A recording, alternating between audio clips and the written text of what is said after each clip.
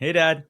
Hey, Matt, how are you? I'm well. It's a special in-person I know. Can you believe episode. it? It's pretty fun, right? Yeah, it is. I'm in the man cave. You're in the man cave. The man cave. Yeah.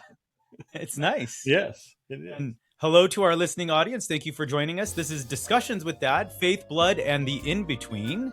And of course, always before we start, I want to review our core promises, especially because we're in person. So I don't want either of us reaching over the table. Wait, I got something I can give Oh you. no. Oh God. Even when we disagree, we will practice patience and love over certainty.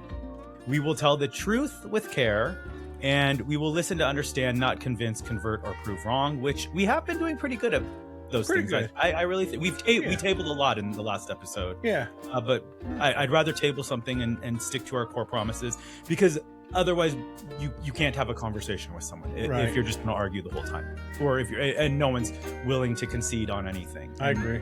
And so I think we're doing good with that. And then, as always, I also want to remind our listening audience that this podcast reflects our personal views, and our lived experiences. But these are our personal views and not meant to offer any kind of professional. We are not experts. We know nothing. You know what's really hard about being live is I want to look down here and see, but I can look right there and see. I know it probably would be better to look at each other through here, just because Okay. I think just for the people that watch, it looks Okay. nicer. But We're learning about this too. yeah, everything is life is a process, and we're in the middle of a process. So I thought, you and I had discussed an agenda, and we have a list of 24 episodes where we want to explore the things that we want to explore, and it has a linear kind of structure to it. But I thought, since I'm home with you this week, rather than sticking to our set things, We're off script here, guys. we're going off script. That's what I'm saying. So we did table quite a few things in the last episode, and I don't even want to bring them up in this episode, because I wanted this to be just a conversation of you and I, and us talking about. Well, you'll see. You don't even know the episode, really. No, I don't. Yeah. You've got me totally in the dark. I know, Not but that I'm not always in the dark.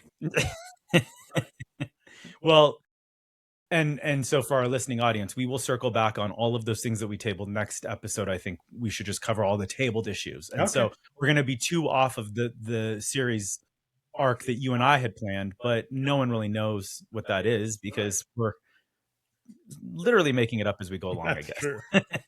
So I'm going to jump right in and start with our first question. Are you ready? Well, what's the total topic? What is the total topic? What makes a man? Oh boy. Oh boy. But, and this is a big but, I really want us both to approach it from our lived experience, and I have the questions that I think will help us stay on track with that. But what I mean by that is I don't want to use scientific biological definitions, and I really don't want to. I want to steer clear from ideologies, and I don't want to get into like the gender of it. I want to have a conversation and just really get to know you. And so my first question is, my grandpa Shaffer, your dad, can you identify, or will you talk about 3 traits in your dad that you saw from a very early age that you shaped your manhood off of? Oh wow. You are catching me by surprise. Yeah. Yeah, integrity, full of integrity. Grandpa Schaefer was totally full of integrity. He was as honest as it comes. He would cheat at croquet, He right? would. but you knew he was cheating, and he didn't Yeah. try and hide it. No. Right? He didn't do it necessarily to win. He did most of that stuff to get a laugh out of us, because Yeah. we knew he was being so silly, right?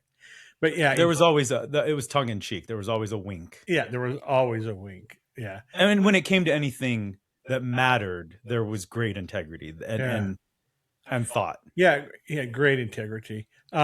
Strength, strong. And I'm not talking physical. He was strong physically too, but I'm talking just like a pillar when it came to anything to do with the family, with grandma, with his mom and dad, with any major life decision. He was strong. Mhm. There was no waffling. Yeah. There was no waffling. Um, I wished I had way more of his traits because he was, as you know, I used to have a very bad temper, and Mhm. he did not have a temper. Where did your temper come from? I don't know.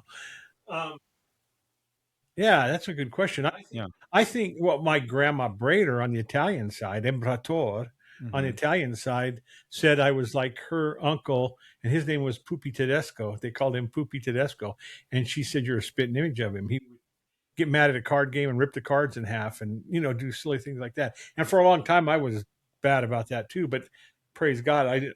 That's been a long, long time Yeah. since that happened. But Grandpa Schaefer was never that way.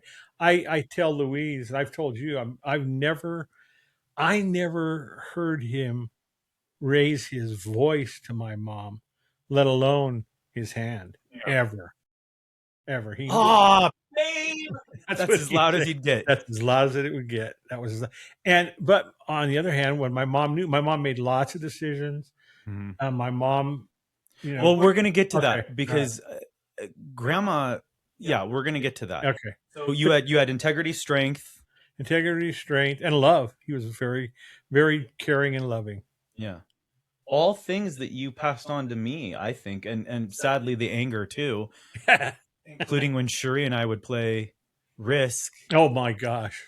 and I'd throw the Throw the risk board up in the and air. all the pieces just Yeah, uh, one time I was playing grandpa in chess because he loved chess and he was really good at it and he taught me how to play, but he would not let me win. That was mhm, not grandpa. You won, then you won. right. And I got so mad one night I threw the chessboard up in the air and he took the chessboard very calmly, took the chessboard and all the chess pieces, and we used to have ash pits here in Colorado. We used to burn our Describe trash. what that is. It's a huge cement cylinder or box with a lid on top of it that you would throw all the trash in and burn it, and then you put the lid back on it and burn it until they said no more burning, of course, which was probably pretty Yeah. smart. The And EPA had something to say about that. well, it was just like your mom's hanging up her best clothes on this, and the neighbor's burning trash next Yeah. door to it. Yeah. There's a lot of bad things about it, including the EPA. But anyways, he took that chessboard and chess man and just went and threw him in the trash. Now nowadays, if you throw something in the trash, you You can can dig it out. You don't dig it out of those because number one, it's very gross in there, and it's burnt everything. How old were you? Man, he taught me how to play chess. I was probably only 8 or 9, maybe. And then you go buy a sport? Oh yeah, but not right away. Yeah. Yeah, he Because said, he yeah, played chess yeah, we so he did, had the electronic machine. and yeah, yeah, Well, yeah, and you, yeah. but more Well, he did go buy another chess board, and what was really cool about it is I don't remember how long ago. It wasn't right away. I know that, but when he came home with the new chess board and the new chess game, because back then it was just like a board game, yeah. it was in cardboard. It wasn't not a fancy chess, Yeah. and he brought it in. He said, if you ever throw it in the air again or lose your temper playing chess, then this one will go in the trash and it'll never come back.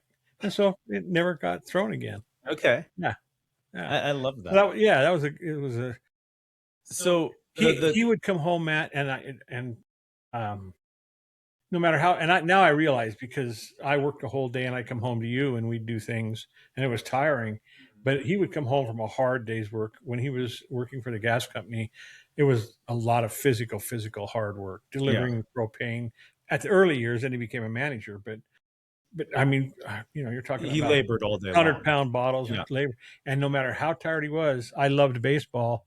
I'd make him get the mitt and we'd go play catch.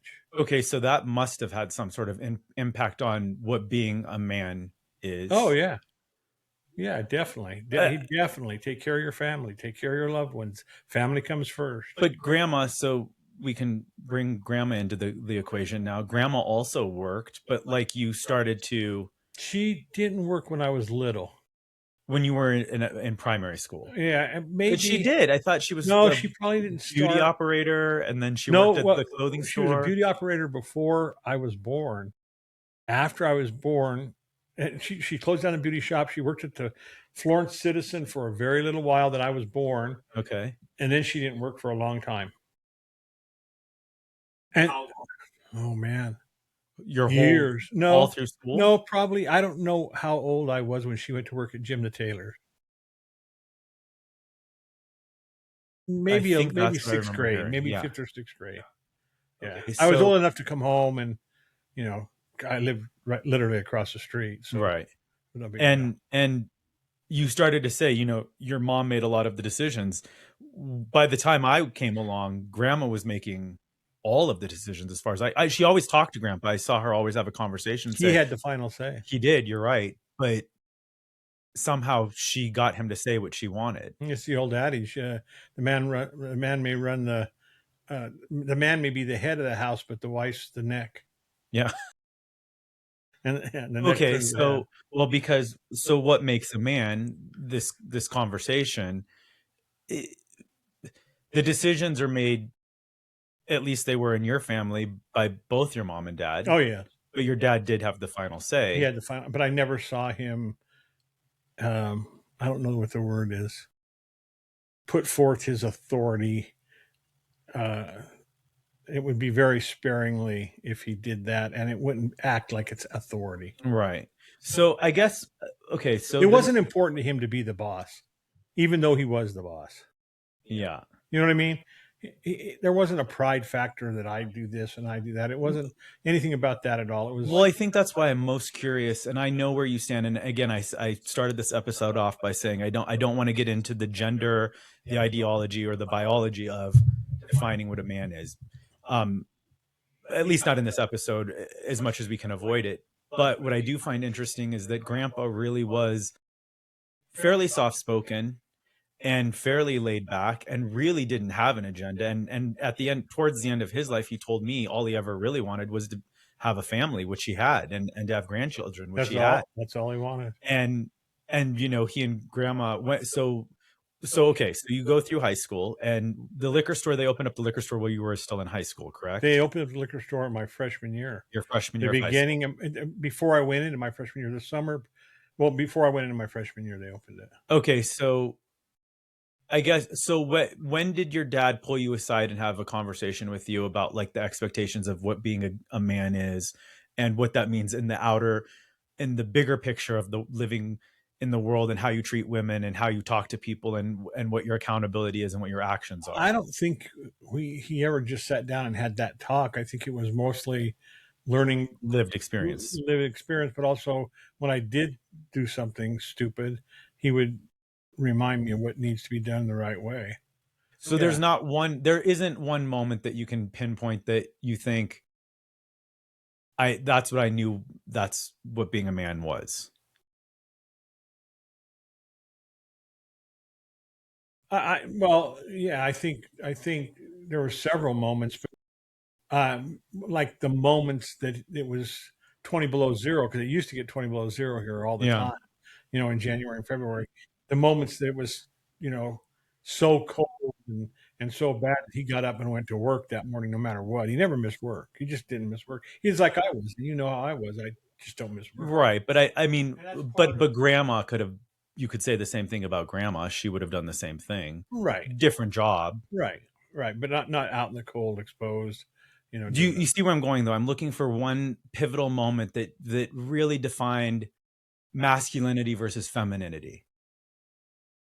Yeah, well, I mean, obviously, the biggest definition or definer of that when you talk about men and women is the workplace. I mean, I'm not talking about them doing the same job. I'm talking about men usually, mostly, do much harder jobs. You don't see a lot of women plumbers Harder.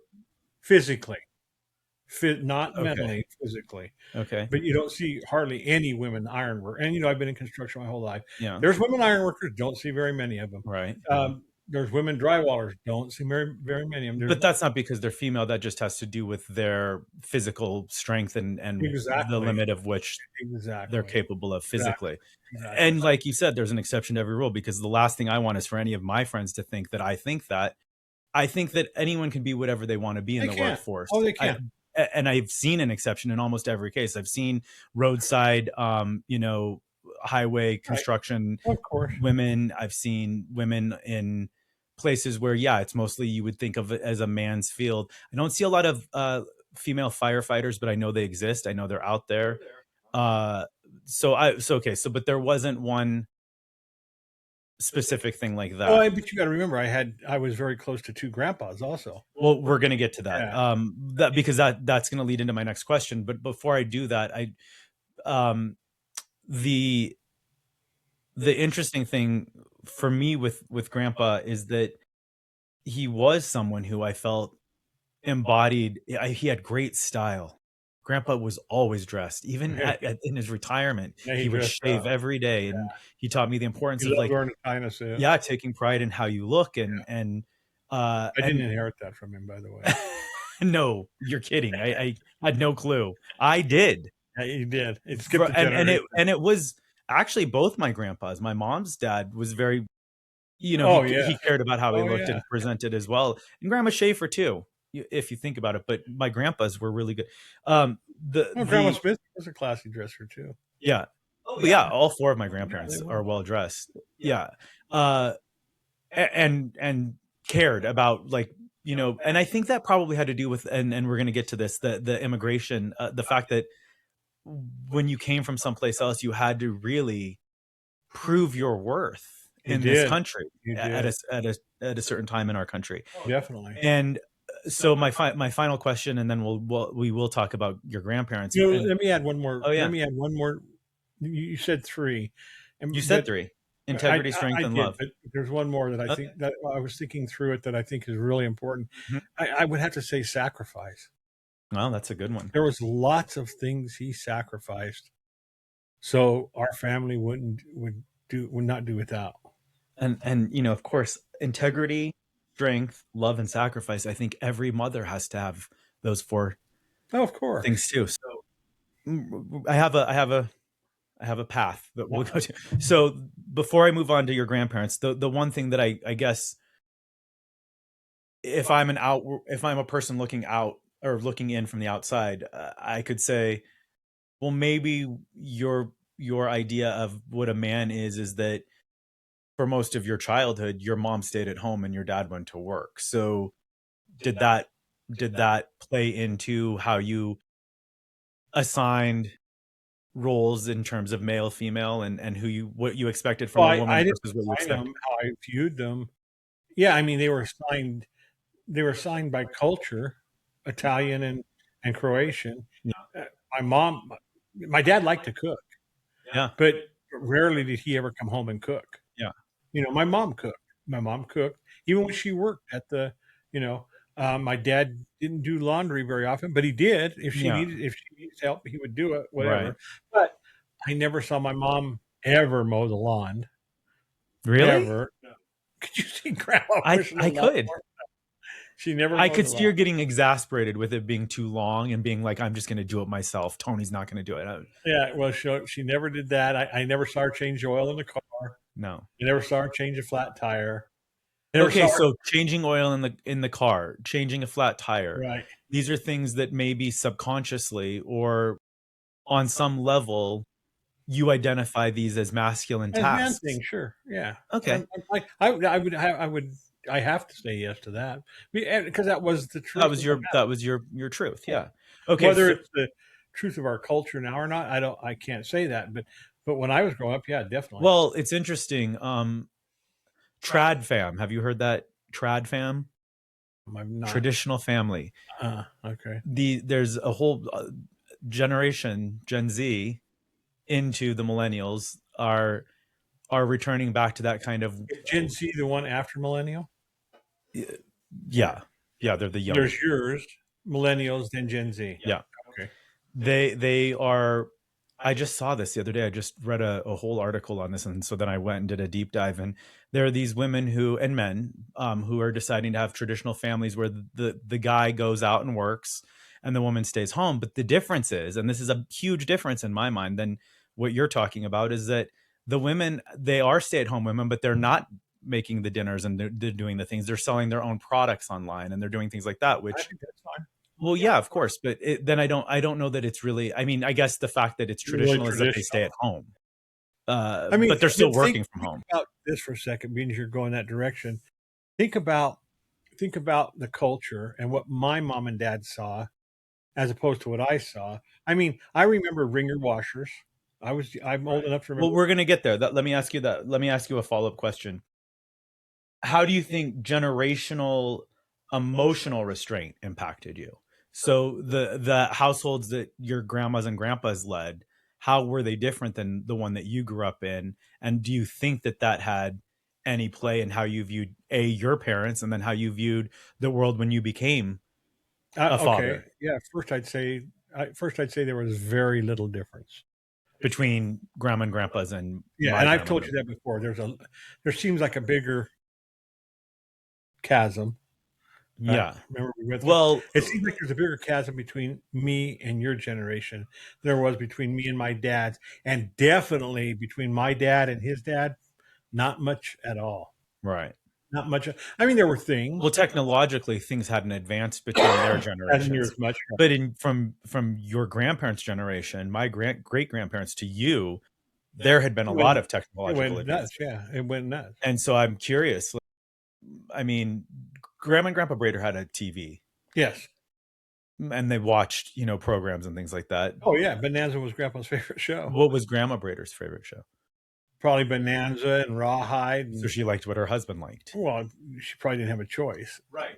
So that would be But something that I would think would be generational. it's probably generational. Yeah. Because I don't think grandma was watching the soap operas with grandpa, but I know Oh grandma was no, watching no, soap no, operas and no. grandpa was watching I, CNN or I, baseball. I'm glad you clarified that because Grandma Brader was home all day. Well, in most of my lifetime, she was home all the day. In the late 50s, they closed down the grill, which was Were they the hamburger joint, yeah. and she stopped working at the Oasis because they were serving in the back of the Oasis. When I was real little, she still worked there. Maybe in the late 50s, early 60s, she would work as much as Grandpa, Uncle Dan, and Jenny would work the same. And they made hamburgers. It was like the Owl, Yeah. a lot like the Owl, and To our listening audience, it's a local burger joint where it's a bar and, bar and and burger joint. burger joint. That's how my grandpa's was. It was the Florence version of the Owl, basically. Um, but the thing is, and what was different is after that, when they decided, no, you guys just stay home. We're going to bartend. Things are fine. Yeah. Then she watched. I forgot about that. They watched soap operas. They watched soap operas all day long. They didn't just sit there and Your watch them. grandma, Grandma Brader. Oh yeah, your grandma, my yeah. great Oh grandmother. yeah. She loved The Edge of Night and How the Okay. World Turns Yeah. and all that stuff. How the world turns Yeah, yeah. like sands through an Like that's hourglass. been our glass. Those Yeah, are no, that was grandma Schaefer's. she did watch that. Okay. Okay. So Yeah, so then you think that but not all day. They just didn't sit generationally there and watch. there wasn't a Not a lot. I mean, my grandpa. I mean, here's the difference. Here's the difference. My dad joined the Elks and would go to the Elks and play poker and do stuff like that. My grandpas never did that. They weren't that social. Okay, Grandma Schaefer, pinochle, bridge, sorority. Grandma Brader, no, no way she was I gonna. think that was more cultural, It was, and because they had been here longer but and could speak English better, yes, obviously, yeah. and Grandma Schaefer rarely left the house. My right, Grandma right, Schaefer, because she couldn't speak English. She right. spoke Croatian. Croatian, Slovenian, really is what they I called don't. it. I actually is it? Yeah, I don't know. My friends in Europe are cringing right now because Yeah, I don't I know the don't answer to know. that. Like,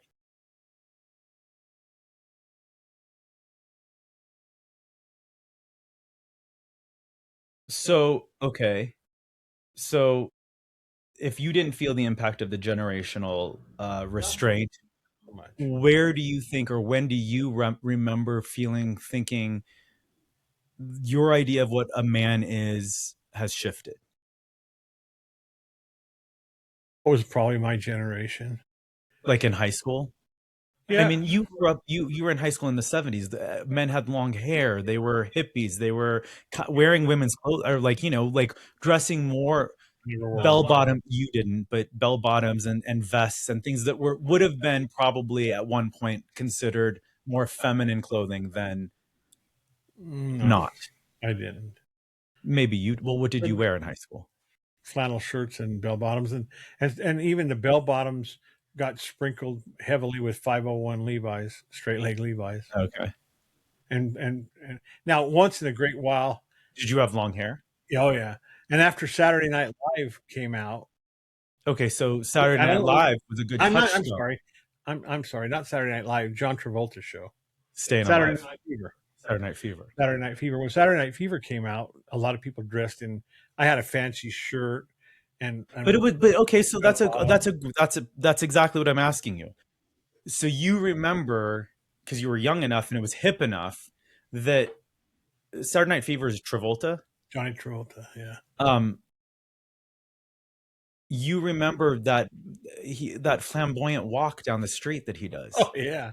And was that okay in your generation? Yeah. I mean, it was cool. It was cool uh, to watch. Wasn't cool to do. It was cool if you were famous and you were on a movie, Yeah. but it wouldn't resonate in a small town like this. No, Or when because people we listen to country western. Well, we listen to rock and roll and country western music. Now, did I like the Bee Gees? Yeah, but a lot of guys did did not not. like the Bee Gees. Right. Did I go to discos?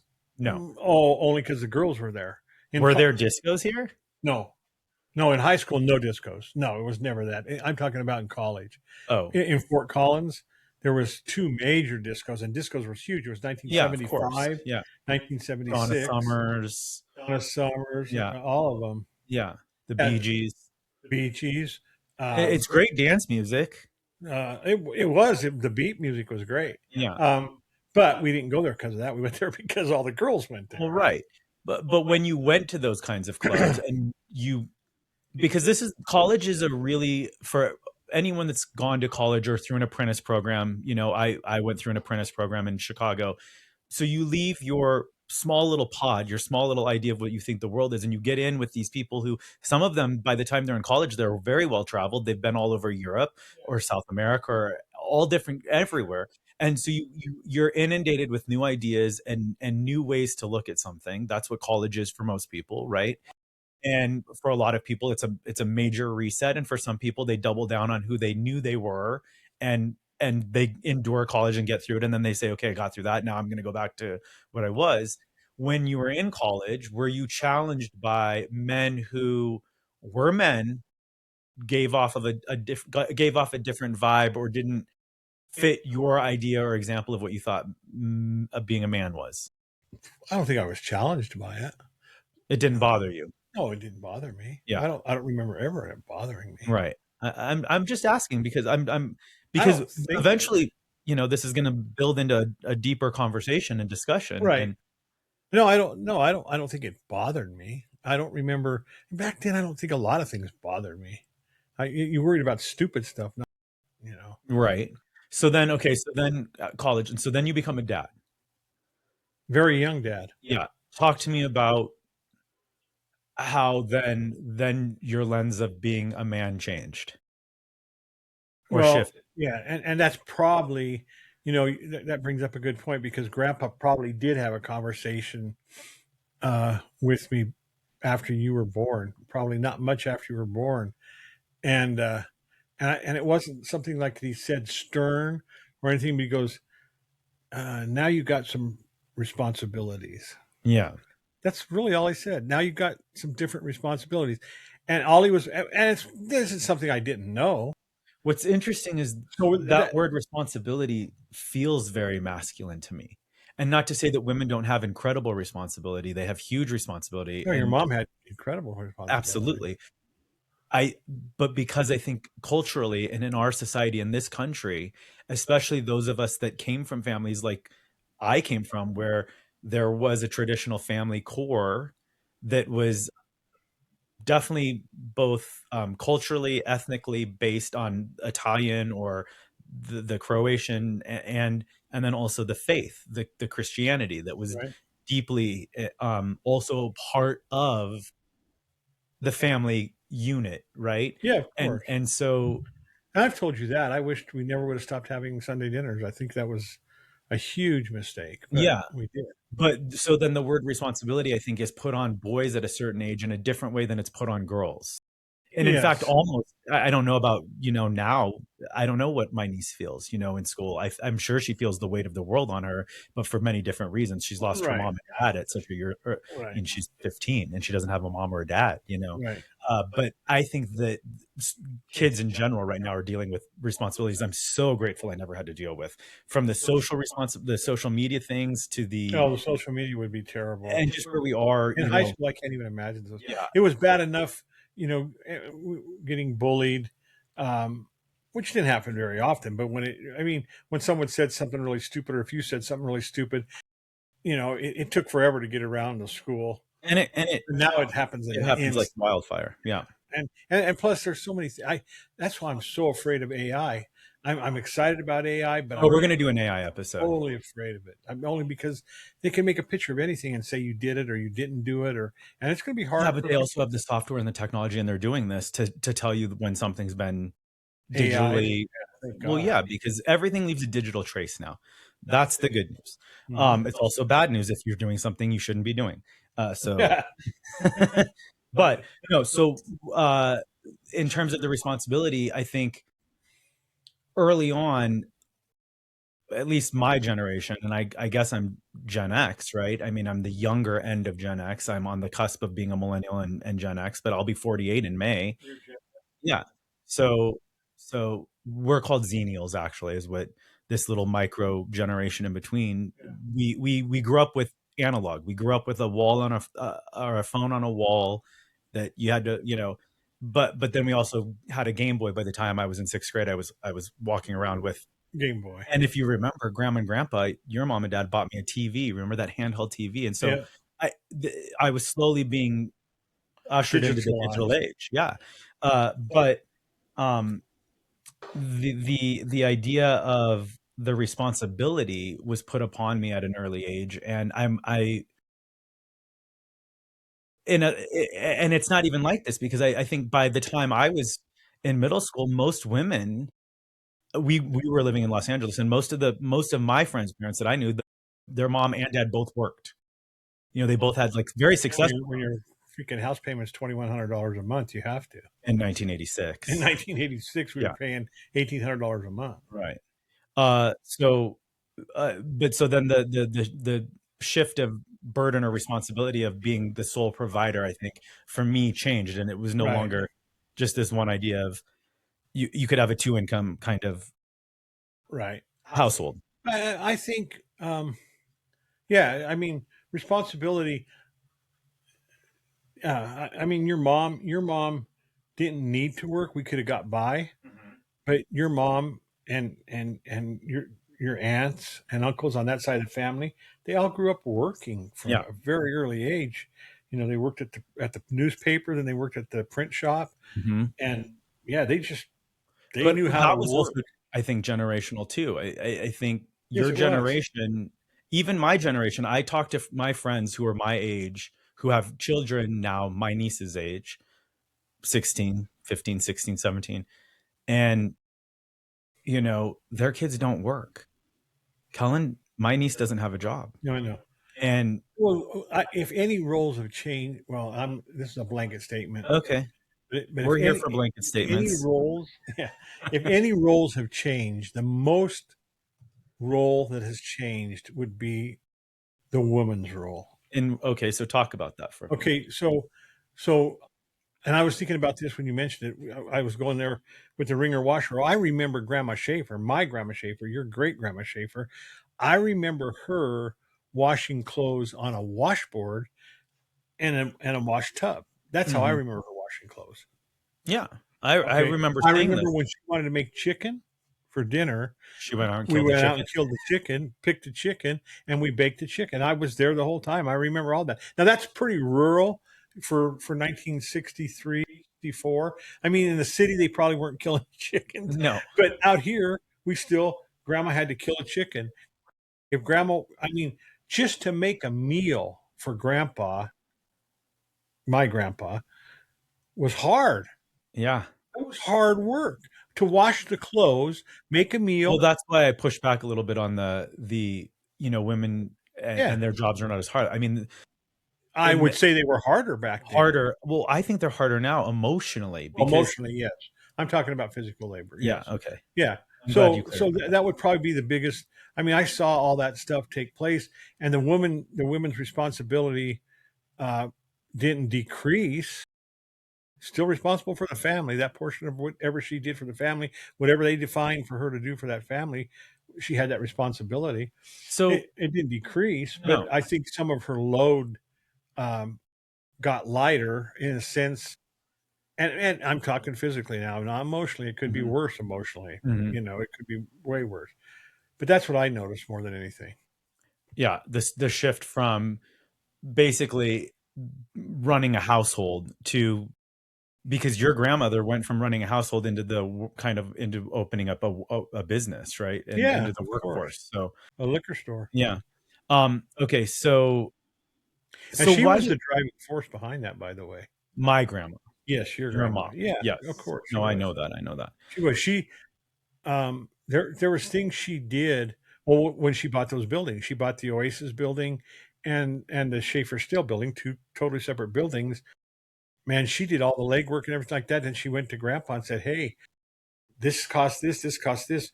We're stupid. Don't buy 'em. He Yeah. looked over. Yeah, you're right. Again, though, that would be something that I think many trad fams, a traditional family, would look at and say that wasn't her role. No, I disagree. Okay, talk about it. Tell me why. Well, because nowhere that I ever thought of that I was um, better than your mom or better than my wife Louise now at No, all. no, no, that's not what I'm saying. So, I'm but that's kind of where you go when you say it's not your role. Why? Because the role involves making a business decision and money. That only the guy can do that. I agree with you, Dad, but if you look at and you know that you and I you say this almost every episode that if they call themselves a Christian, it doesn't mean they're a Christian. But there are a lot of people posing as Christians right now, a lot of people online that are influencers, and people that have high profile visibility who are kind of shaming people for if a woman wants to work or if a woman wants to go into the workforce or if a woman doesn't want to have a child that's happening right now. And I'm curious why, because I know how you feel about it. You and I've had many conversations, including when we got to the books of when we read about Ruth or when we read about Esther in the Bible. Talk about I strong.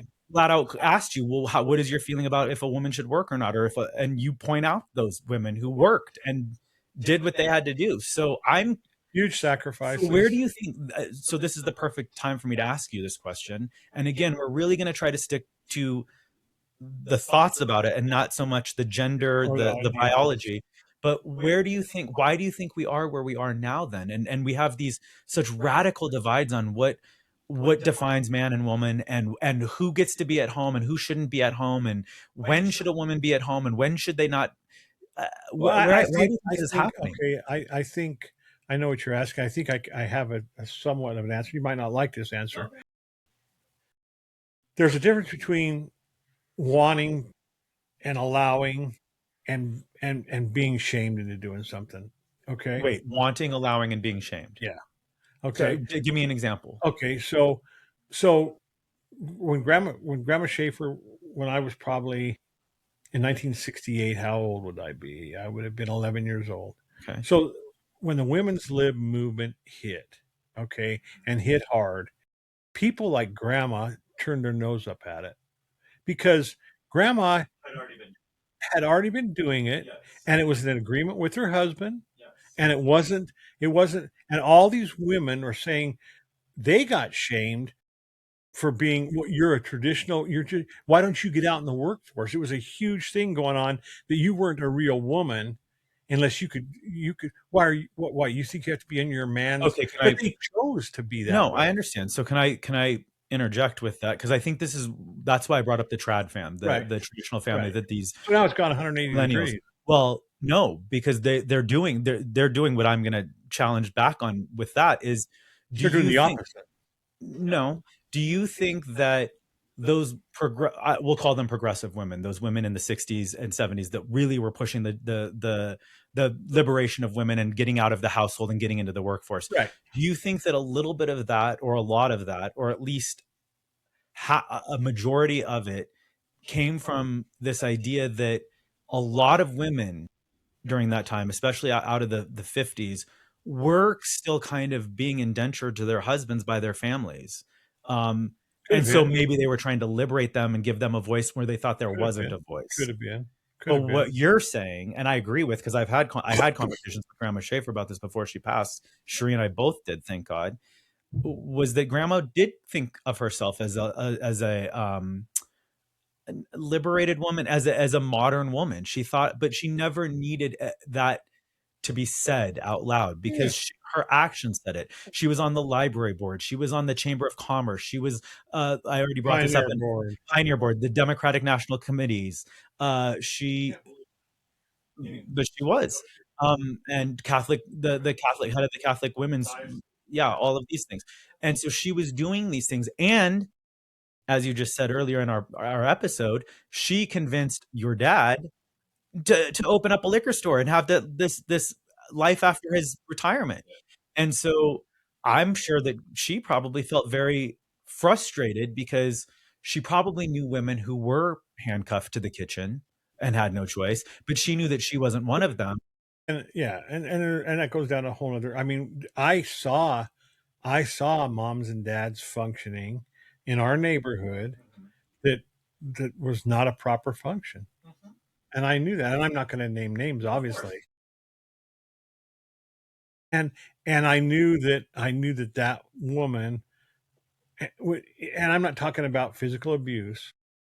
I didn't see that Probably a lot of happen, psychological and but emotional, probably psychological and emotional and abuse. probably a lot of religious guilt. I won't say Christian guilt. I will say being guilted by the Catholic Church or being guilted by Well, these someone. these this particular family wasn't Catholic, but still, I saw the bad side of that too, Okay. which there always is, you know. And So and I remember having conversations with grandma about it and saying, what did she say? well, she said she's going through some stuff that is real hard, cut her some slack. I will never forget this one time. I don't want to cry. It'll make me sad. Oof. I was visiting. No, I was visiting grandma and grandpa. Grandpa was still alive. No, grandpa had just passed. So it wasn't about 10 years ago, I guess. So I would have been like 30, yeah, probably 30 something. And I was home visiting and I was with grandma and she gets a knock on the back door and I won't name the name of the person who I know you know who it is, who lived a few houses down. And she came to grandma's door and she asked, "You got to let it go, dad. You're going to interrupt my story. You always want to interrupt my stories. You're being chased by a wasp." She got a knock on the door, and there was a woman about maybe younger than grandma, I think, but around her age, She was and younger. she needed money, and grandma gave her a 20, and then I asked her about that, and grandma said, I always every couple weeks I go over and knock on her door and borrow sugar or borrow something that I know she'll have if she's just gone to the grocery store so that she can feel like she can come to me when she Help needs me things. too. Yeah, And I thought that was so cool, it was cool. And I don't know that men do that. In I our own guess way, guys in our have own their way. I way. know in our own way we do. Yeah. But Yeah, I I mean, thought women look out for women in a different way than men look out for men.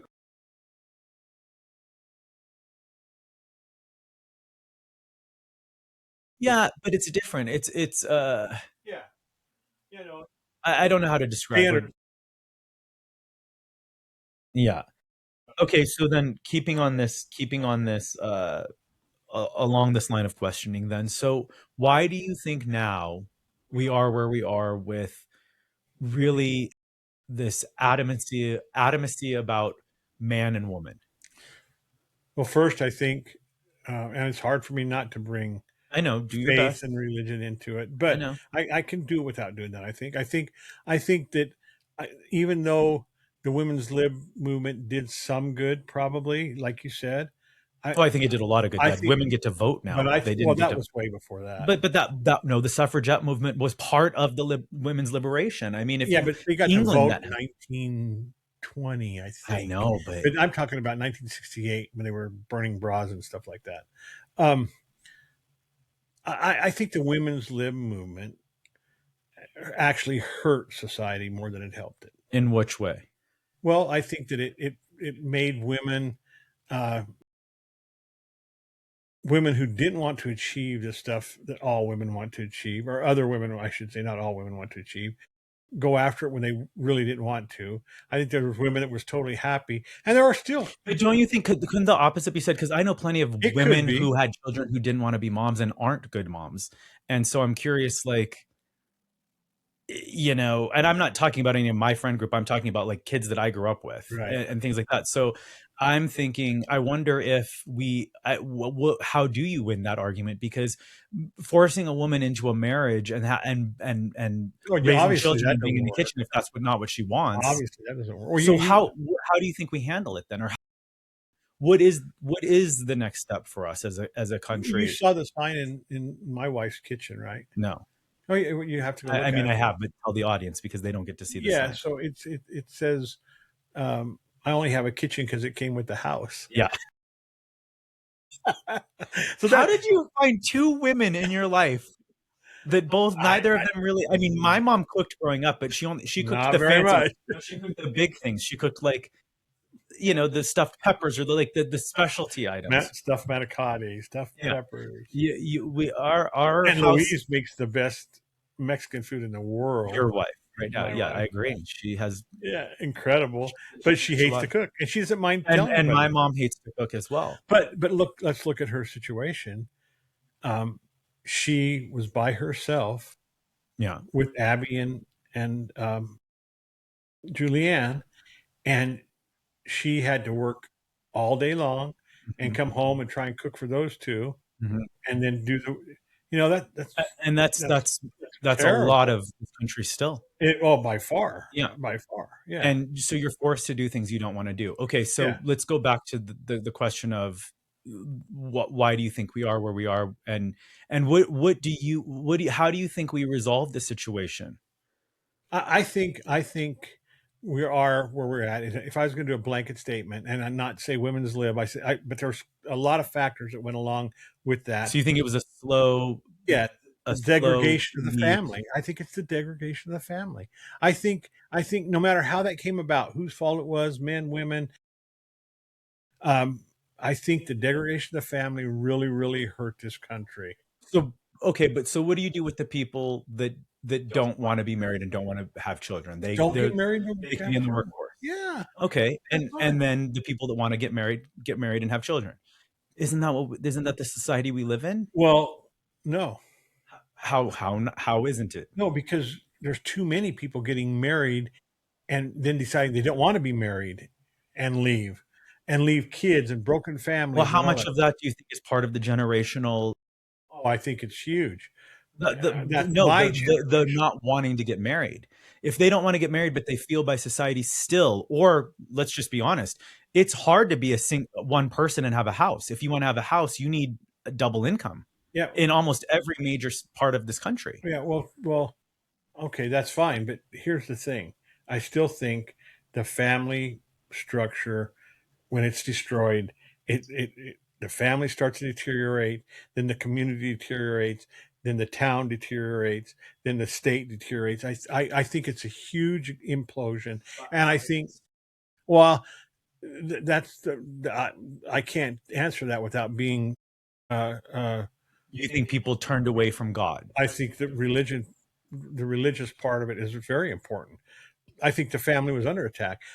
I think that attack was on purpose because the attackee, okay, Okay, the aggressors. the attackee, the enemy of God, okay, Oh, okay. the enemy of God, if he wanted to, and listen to the screw tape letters. That'd be C.S. Lewis's Screw Tape Letters. The enemy of God, if he wanted to attack something, that would be the best thing to attack is the family, because that I think that But family holds okay, everything I hear together. you, but this is where I feel I don't this have is another no, explanation. I know, but this is why we have this podcast, because I think there are a lot of people that feel like you who have no problem with men or women doing any job, who have no problem with men or women either getting married and having children or not, and yet you're still going back to the evil of the world. But so that evil has existed since the dawn of time. Yep. And so there has to be something outside of that that Why? says, Why does there have to be something outside? That's probably the most powerful force against us. okay, I'm just talking in terms of generalities now.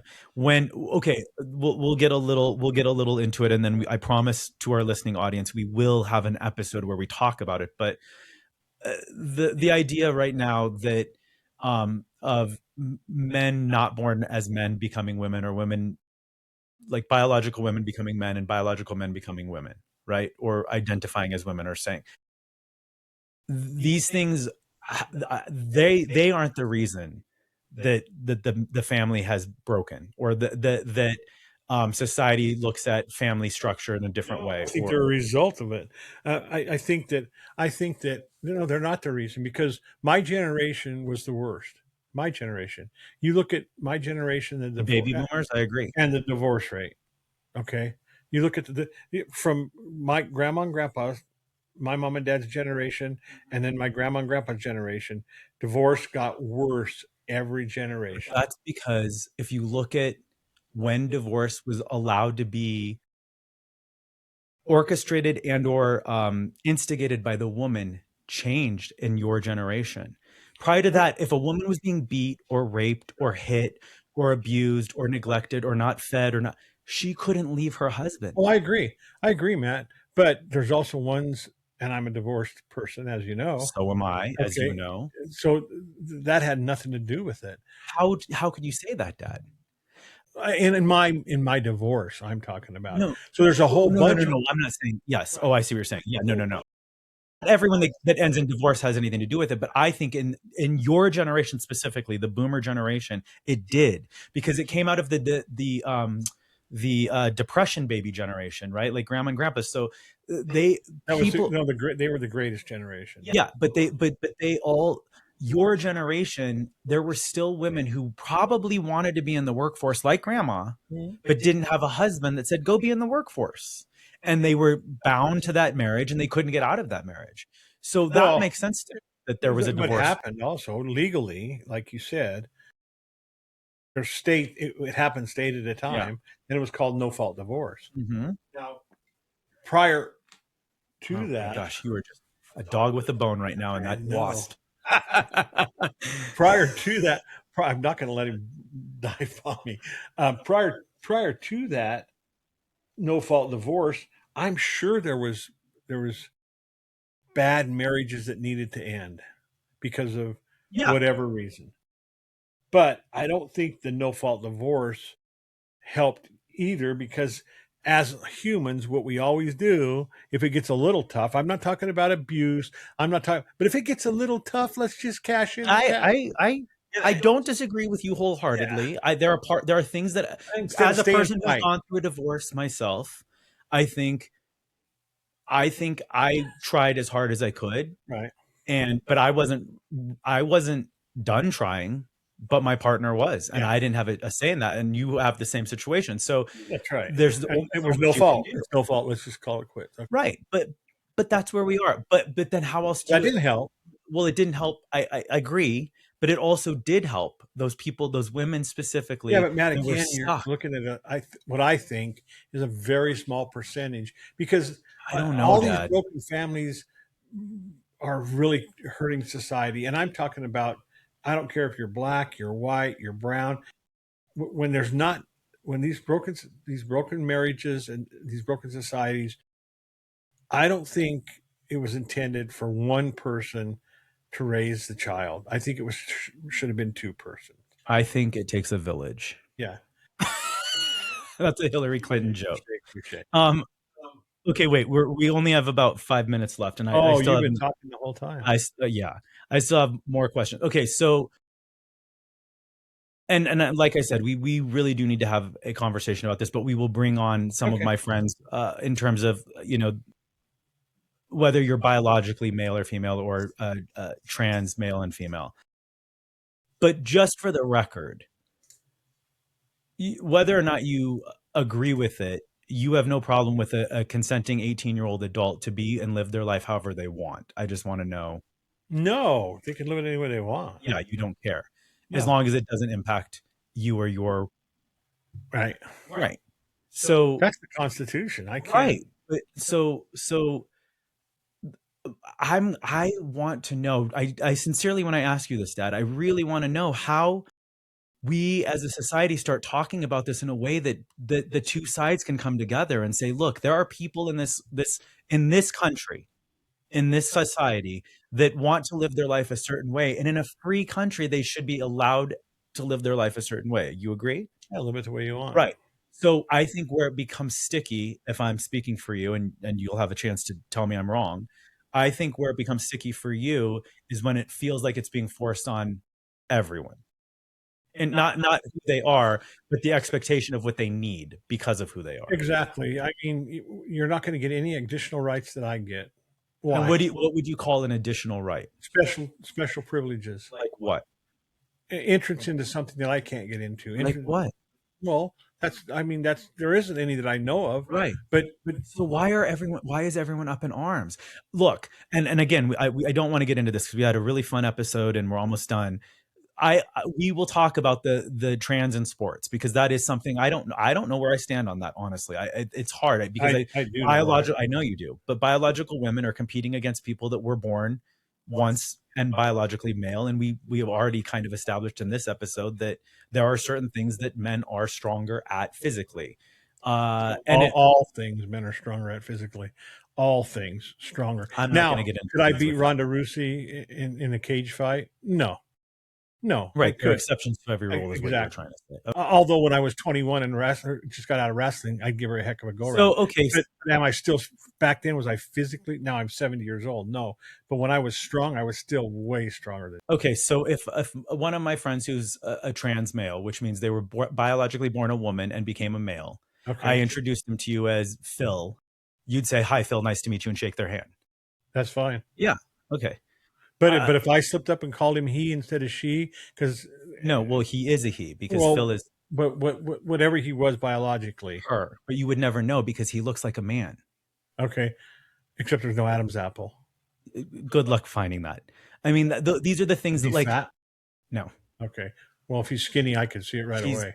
well, I'm using a fictitious person, but the people that the female to male trans friends that I have, you would never know. Oh, They have better six-pack abs. They look better with their t-shirt off at the beach than I do. that's the female to male. Correct. Okay. Yeah, I think the female to male I think it's a little easier to mask. is way easier to mask. Not way easier. I know plenty of my trans women friends who I could put in front of you, and they're models. One of Oh, my I know. friends is a model. I was in New York with you. Yeah. I was in LA with you. I know saw some beautiful people that were. Dad, I know your heart. Yeah. I'm having this conversation for our audience, our Right. listening audience, who hopefully we have people on both sides of the aisle listening and either wanting to be a part of this. I just don't. I don't want your expectation of me to be any higher than my expectation of you is. Does that make sense? It If I does. meet you, It Phil, does. I don't want your expectation of me to be any higher than my expectation of you. It does on a personal level. Where that kind of a comment gets complicated is when their expectation to be able to use a bathroom in public gets hard, and we can't get into it. We don't have enough time. I But know. if you made the decision to live your life as a female and you were born a male, and you now look and I like present as a female, and that's a hard place to be right now in society in parts of this country, because if you walk into the women's restroom, you could get reported for being a man in a woman's restroom. That's what they're doing. And if you walk into the bathroom, which they're saying that you were assigned at birth, then you have a woman in the male's restroom. and it's weird. I've been in circumstances like that, and it does feel weird to have someone who is clearly a beautiful woman, trans woman, not biologically a woman, but born male and became a woman. They look like a woman. It feels weird to have them in the bathroom. That's all I'm saying, and I don't have an answer for it. We will circle I back have an on it. answer for it, but we can do it next We'll do it time. on the next one. Before we sign off, is there one thing that makes you the most proud of me as your son?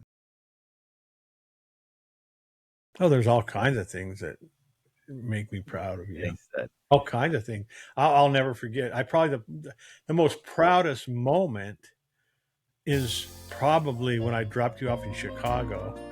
And I mean, you were a little boy. I was 18. You were a little boy.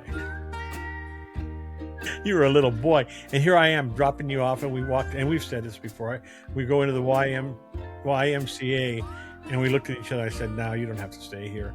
But then I left you there in Chicago. Yeah. You know, I left you, and you flourished. You flourished in a dance world that was a tough dance world Yeah. to even get in, let alone flourish in. You know, you weren't in the company right off the bat. You were at school, so you were doing your apprenticeship. And I think when you made company, and then you traveled all across Europe, what, 2 years in a row? I was like beaming. But Grandma Shaffer, there was no room for me to beam because Grandma Shaffer had beamed already too much. Yeah. Everybody in town knew everything. I was in all the papers. Yes, all the papers. So yeah, no, but I also I'm proud of you because you're kind and considerate.